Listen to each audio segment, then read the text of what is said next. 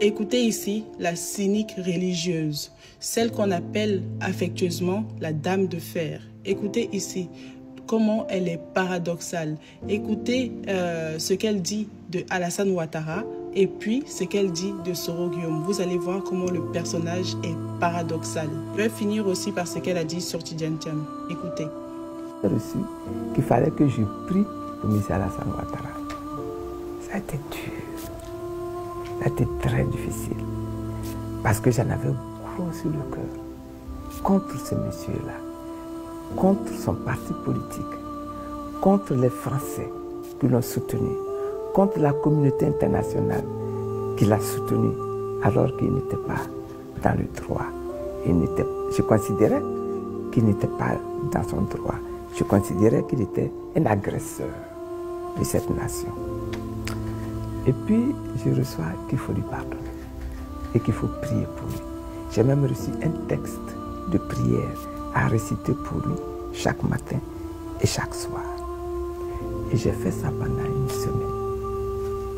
Chaque matin et chaque soir.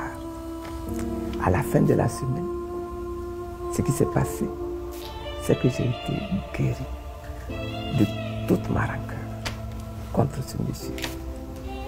Et j'ai compris qu'en réalité, garder de la rancune, c'est entretenir en soi-même la possibilité d'attraper des maladies graves.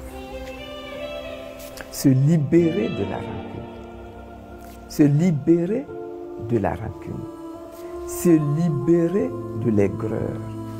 Se libérer même du chagrin. En réalité, c'est se rendre service à soi-même d'abord. Et c'est ce que j'ai suivi. Elle dit ici que Dieu lui a demandé de pardonner Alassane Ouattara, sans même qu'il ait demandé pardon, sans même qu'il s'est humilié. Dieu lui demande de demander pardon à Ouattara. Et maintenant, son cœur est libéré. Son cœur est libéré, elle n'a plus rien à lui reprocher. Mais écoutez ce qu'elle dit de Soro Guillaume. Bon, est-ce que vous êtes favorable au retour de l'ancien Premier ministre en Côte d'Ivoire? Monsieur Soro est un Ivoirien. Un jeune Ivoirien. Bon, aujourd'hui, il est moins jeune, mais par rapport à moi, je peux encore l'appeler un jeune Ivoirien. D'ailleurs, quand il me parle, il m'appelle maman.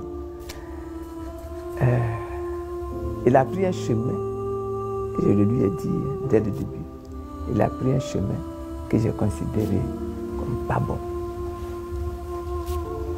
Prendre les armes, conquérir le pouvoir dans une république où la démocratie est organisée, où on peut gagner des élections et parvenir au pouvoir, prendre les armes, tuer des gens, faire recruter des rebelles pour les amener dans le pays, tuer d'autres Ivoiriens, rien que pour accéder au pouvoir politique. Je pense que ce n'est pas bon. Il l'a fait. Et je lui ai dit qu'il a eu tort de le faire. Je continue de dire qu'il a eu tort de le faire. Maintenant, depuis que ça s'est passé, j'ai entendu Soro Guillaume demander pardon aux Ivoiriens à plusieurs reprises. J'ai parlé moi-même avec Soro Guillaume au téléphone il y a déjà longtemps. Et je l'ai entendu là encore demander pardon.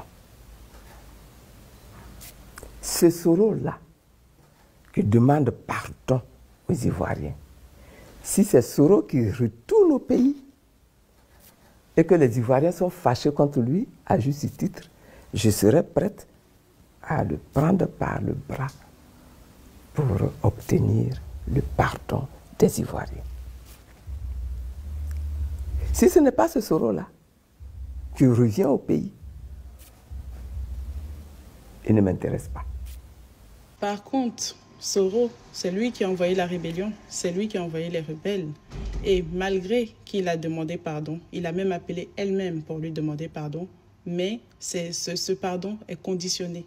Il faudrait que quand il vienne, il soit sage. Il faudrait qu'il vienne dans une image telle qu'elle le souhaite pour qu'il soit pardonné. Elle a des conditions pour Soro Guillaume. Mais pour Alassane Ouattara, elle pardonne tout ce qu'il a fait. C'est Soro Guillaume alors qui est le père de la rébellion ou c'est Ouattara qui est le père de la rébellion? On va demander à elle-même, Simone et Yves, de nous répondre qui est le père de la rébellion. Qui a amené la rébellion ici? Qui a amené les troupes rebelles ici, en Côte d'Ivoire? Qui? On vous dira que c'est Guillaume Soro. Ah ben oui, mais Guillaume Soro, il était le petit de qui? Question pour un champion. Je ne sais pas ce que Ouattara a fait à cette dame. Je ne sais pas par quoi il la tient. Mais cette femme n'est pas cohérente quand il s'agit de Ouattara.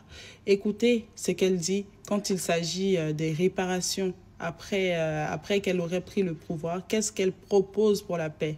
Elle dit qu'elle propose la réconciliation, que ceux qui ont agressé demandent pardon et que ceux qui ont été agressés puissent accepter le pardon. C'est tout ce qu'elle propose.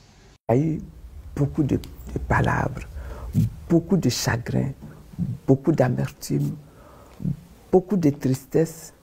Il y a eu également beaucoup de pertes. Là, j'ai parlé de pertes en vie humaine, mais de pertes de biens.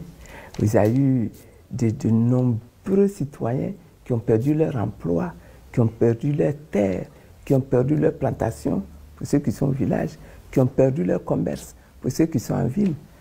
Ça ne peut pas rester comme ça. Et je pense qu'il y a un travail à faire. Quand je parle de réconciliation, je vais parler de la nécessité de faire le plaidoyer pour obtenir le pardon. C'est la première chose. Ceux qui ont perdu, qui ont subi des choses, qu'ils acceptent de pardonner.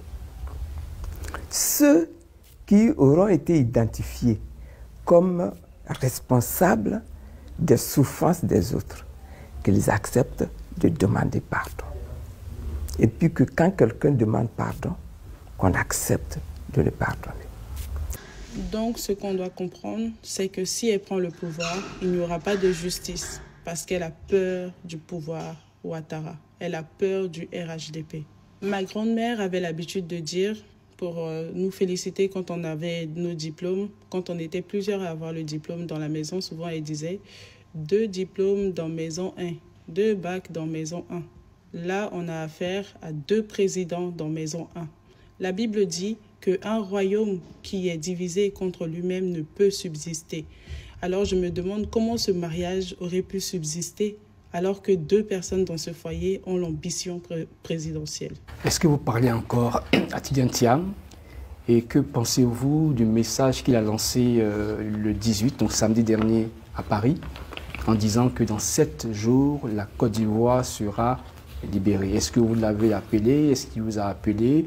Comment comprenez-vous ce message et comment l'interprétez-vous? M. Tidjane Thiam ne m'a pas appelé et je ne l'ai pas appelé non plus. Maintenant, je le laisse responsable de toute sa déclaration, de toute sa décision. Moi, je suis au pays. Moi, mon souhait, c'est que ces élections-là puissent se tenir et que les Ivoiriens puissent sortir en grand nombre pour aller voter. Maintenant, si lui, il a prévu autre chose, il ne m'en a pas parlé et c'est sa responsabilité, on verra bien. Cette dame est vraiment cynique. Vous entendez ce qu'elle a dit? Elle laisse supposer que Tidjane Thiam prépare quelque chose d'autre à part les manifestations pacifiques. Cette dame est cynique. Docteur Simone Yves épouse Gbagbo. Nous sommes là aujourd'hui. D'abord dans un